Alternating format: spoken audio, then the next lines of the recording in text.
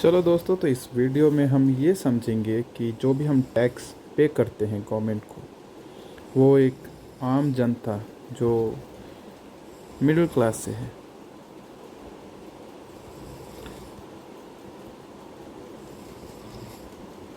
वो कितना पे करती है। और एक मिडिल क्लास में हम यहाँ से डिवाइड कर देते हैं जो कि सैलरी पर्सन है, सैलरीड,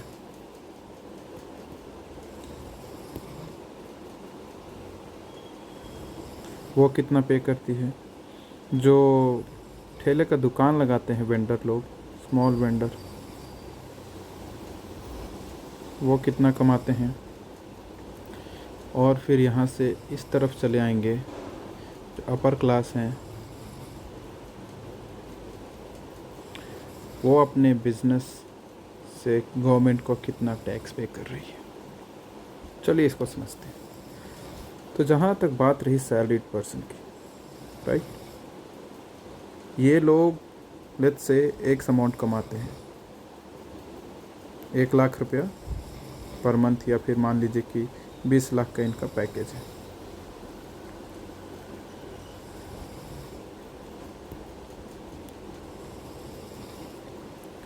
तो आपको क्या लगता है कि 20 लाख में से इनके पास अल्टीमेटली कितना आ पाता है और गवर्नमेंट के पास कितना जाता है।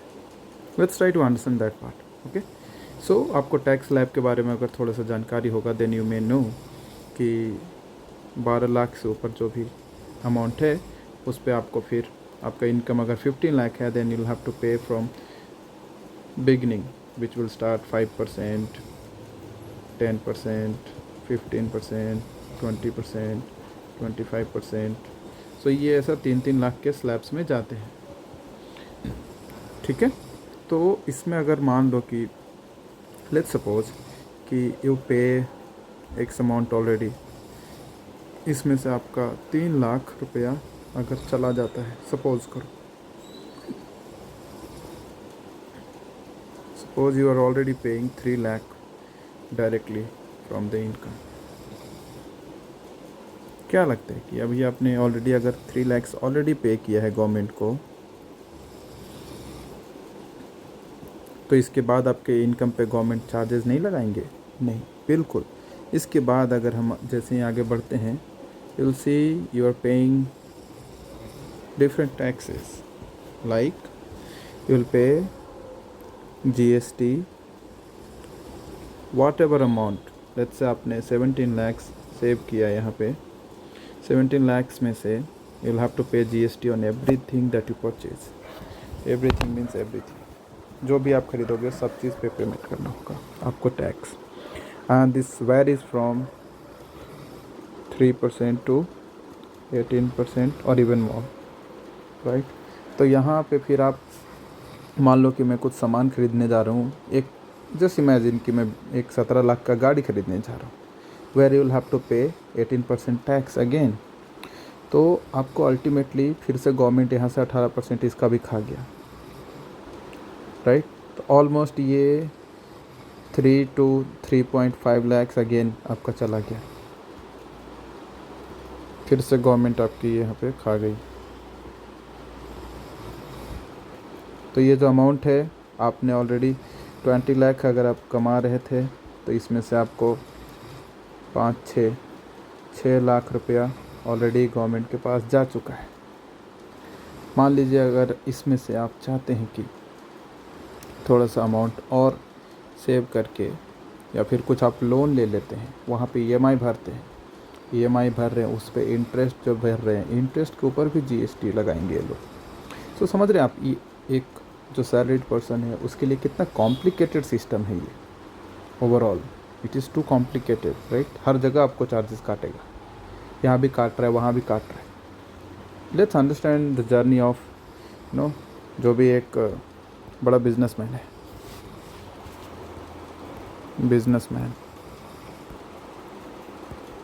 उनको सबसे बड़ा एडवांटेज क्या मिलता है कि what ever GST that they पे, एक कोई सामान लेते हैं, जैसे एक बिजनेसमैन है और उसने यही गाड़ी लिया 20 लाख का, तो सबसे पहले कि they can actually show this as a company expense,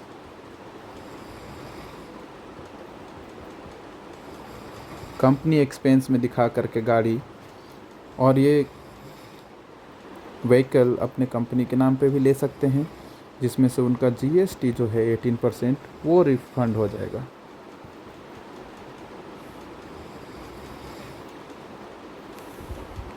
refund.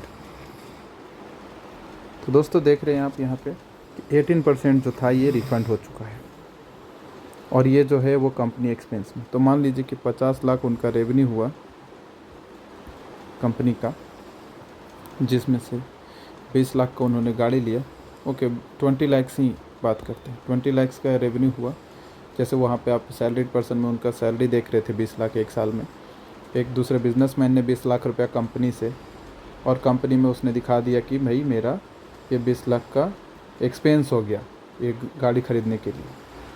तो यहाँ पे उनको 0 रुपीज़ प्रॉफिट दिखा करके they will pay tax at 0। तो यहाँ पे भी कोई टैक्स नहीं भरना पड़ा। यहाँ पे भी जो गाड़ी लिया उसमें 20 लाख में उसमें ऑलरेडी वो रिफ़ंड भी आ जाएगा।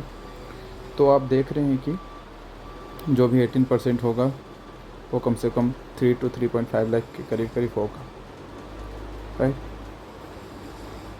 यहाँ पे उनको कोई भी टैक्स नहीं भरना पड़ा, इनफैक्ट उनका रिटर्न आ रहा है। So that is how Indian system is, जहाँ पे जो बेचारे मजदूरी कर रहे हैं, नौकरी कर रहे हैं, वो एकदम लगे पड़े हैं गधे की तरह दिन भर सुबह से शाम तक, और अल्टीमेटली उनको गवर्नमेंट देती कितना है, उसमें से भी 13-14 लाख। यहाँ से देखिए इनको कोई इनकम टैक्स भी नहीं लगा, और ऊपर से रिफ़ंड भी हो रहे हैं। ये डिफरेंसेस मार्केट में क्रिएट होता है। ठीक है दोस्तों, फिर मिलते हैं अगले वीडियो में।